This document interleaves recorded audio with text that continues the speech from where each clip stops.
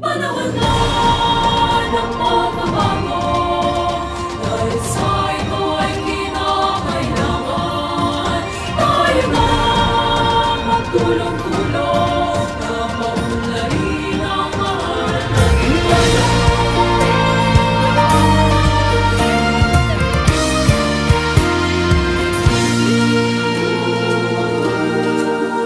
Panahon na ng pagbabago, dahil sa ito ay kinakailangan tayo na magtulong-tulong na paunlarin ang mahal natin ngayon.